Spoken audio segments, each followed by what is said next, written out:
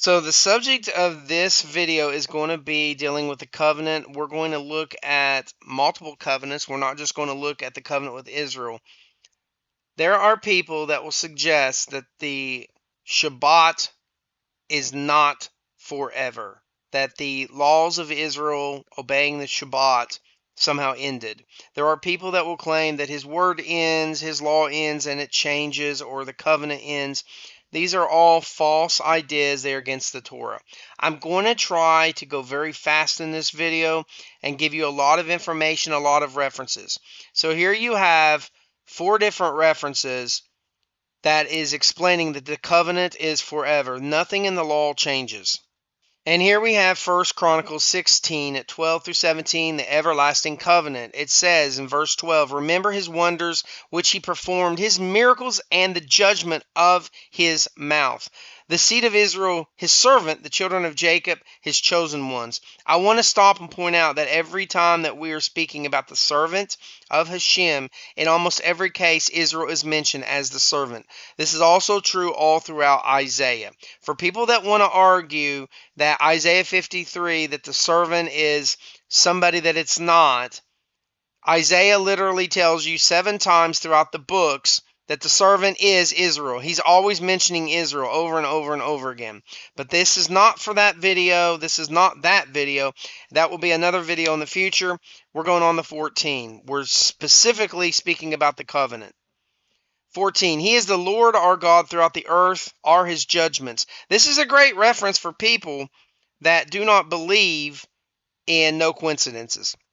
There are no coincidences in life, and it is literally taught in Judaism that if you believe in chance or you believe in coincidences, that is basically another way to say that you are idol worshiping. So let's go to 15. Remember his covenant forever, the word which he commanded to 1,000 generations. It literally tells you covenant forever right here. Okay. Then 16, the covenant which he made with Abraham and his oath to Isaac. The covenant is broken down into different aspects because Abraham is told what's to come, and then Isaac is told what will be, basically. Okay. 17, he set up for Jacob a statue, to Israel an everlasting covenant. Now, a lot of people don't understand what the statute is. That is laws. Okay, a lot of people are thinking statue like a piece of art, but a statute is the honor system laws that you'll follow, both with culture, politics, religion, whatever. Okay, it literally tells you it's an everlasting covenant twice in these references. It's 1 Chronicles 16, 12 through 17.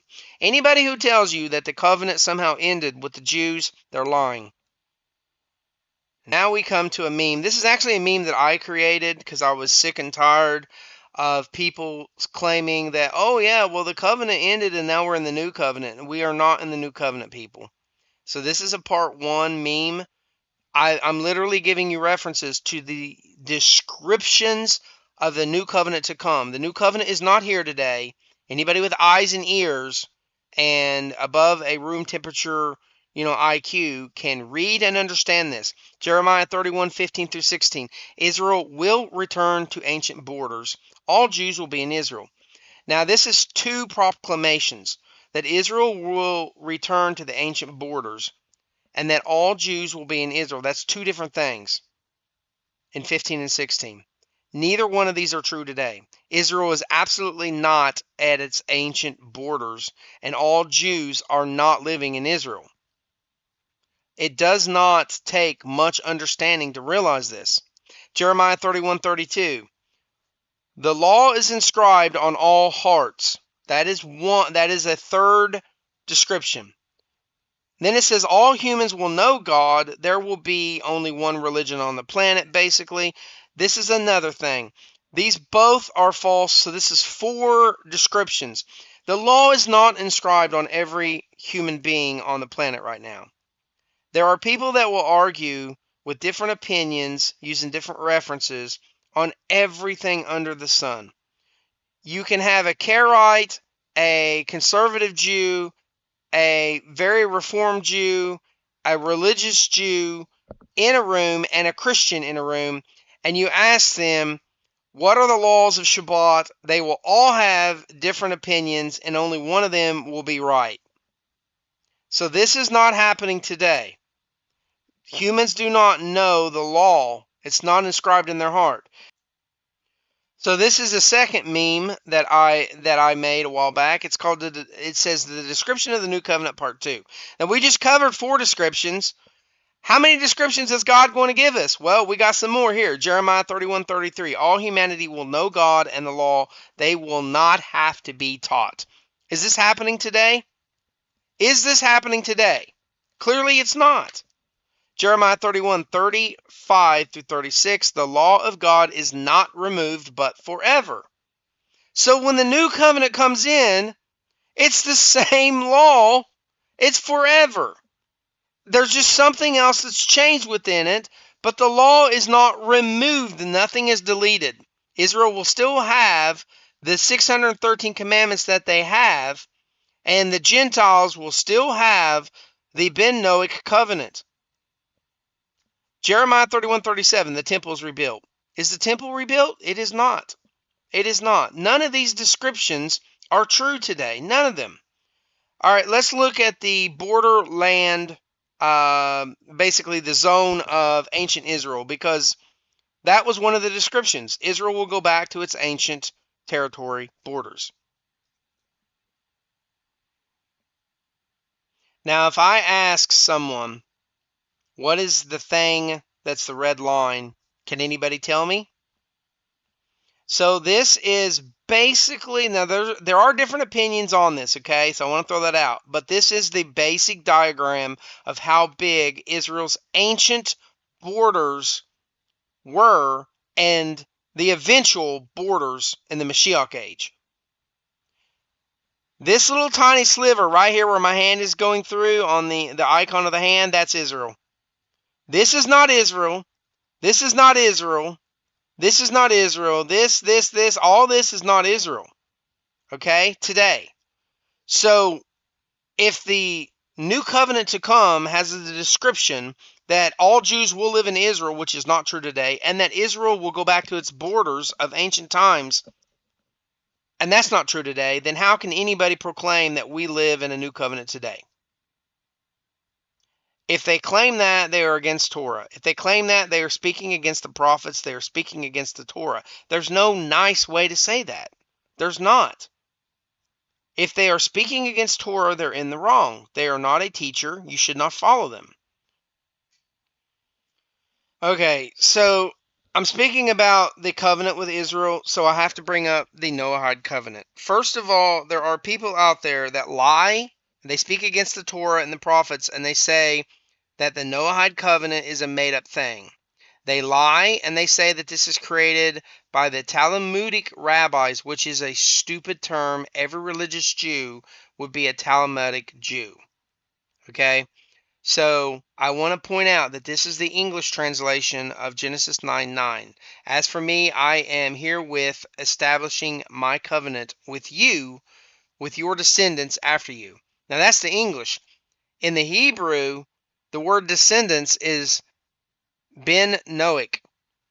This is the halakhic term for the Noahide. The term Noahide is a new slang term, but the words, the terms ger teshov or the term Ben Noach would be the proper terminology for a Ben Noach, a Noahide, whatever you want to call yourself. Okay. So when people sit there and they lie and they say, "Oh, it's not real," it's right there in Genesis 9:9. Not only are you seeing a covenant established with the Ben Noach, you also have the word Ben Noach, which is AKA Noahide, in the Bible right there. So there are people who are against the Noahide covenant because the Noahide covenant absolutely destroys their religion and the rules of their religion. So it also says in Genesis 9:12 through 13, Hashem added, "Here is the sign of the covenant I am making between myself and you and every living creature with you for all generations to come. I am putting my rainbow in the cloud. It will be there as a sign of the covenant between myself and the earth." If the Noahide covenant ends, the sign of the covenant would end. We would not see rainbows today. We clearly see rainbows today. Okay? This is an everlasting covenant. It is forever. And for people that might be curious about why is it mentioning every living creature with you, keyword with you, that's because there's a whole section of Ben Noachic laws that deals with how to deal with animals, livestock, farming, pets.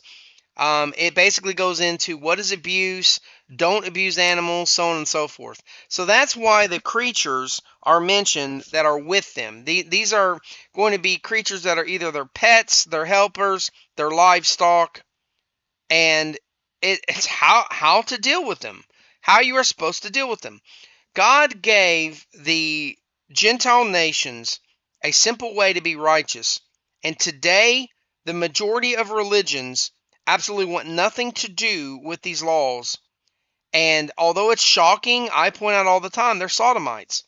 A sodomite is not someone who is doing homosexual things. A sodomite would be somebody who's a citizen of Sodom. What was Sodom known for? They were known for breaking the Noahide covenant. They were known for breaking the laws of the Noahide covenant, and they were punished for it. To sit there and say that, the Christian idea of, oh, well, a sodomite would be someone who is doing this homosexual deed, that's not exactly accurate, because in the Torah there is a list of sins of Sodom and Gomorrah, and you see they align with the Noahide covenant. You ask a Christian, where is the list at, the references to the list, they don't even know, because somebody standing on a pulpit once told them that the only sin that Sodom had was homosexuality. Now, don't get me wrong, homosexuality is a sin. The action of doing it is an abomination, but there's many other things that are an abomination. Okay? There's many other things that are mentioned as abominations. So this idea that abominations must be the worst of the worst of the worst sin, and that there's only one, that's false. There's many things that are mentioned as an abomination throughout the Torah. People who tell you that there's only one abomination do not know what they're talking about. They don't know the references. Ask them for the references in the Bible of where it specifically brings up the listed sins of Sodom. For somebody who is a Noahide covenant denier, ask them, if the Noahide covenant laws are not real, why do we see Sodom and Gomorrah punished for breaking the law? What law is it describing? Why do we see references of Abraham teaching the law to his family and keeping them righteous? What was he teaching? Because this is ages before the Mount Sinai event where Moshe gets the Torah. And then ask them, what is it that Nineveh did in order to get back to the law? What law are we talking about? These people do not know these references to the sins of Sodom and Gomorrah. And you need to ask them, why is the listed sins literally the category laws of the Noahide covenant? It talks about kindness. It talks about waging war. It talks about not giving charity. It talks about bloodshed. It talks about seeking to do harm to your neighbors. These are all within the laws of justice under the Noahide covenant. Now, I'm not making this video all about defending the Ben Noachic. I will make that into a completely different video. But here you have I wouldn't say this is the best English translation, but it is an English translation of the original Hebrew. This is Genesis chapter 9. And if you can read Hebrew, you can see in verse 9, Ben Noachic is mentioned.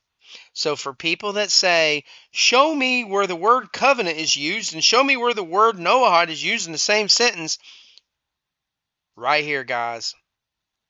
I'm trying to highlight it. It won't. Yeah, it's my meme won't highlight. I apologize. So covenant and the word seed over here has been Noachic. But Judges 2:1, I will never break my covenant with you, O Israel. Now, this meme is supposed to be a Christian who's arguing, and then they actually open their eyes, they're not blind, and they read Judges 2:1, and then they're defeated. So the meme says, Christians, after they try to tell me that they are the new branch of Israel and that Jews are out of the covenant, and I point them to Judges 2:1.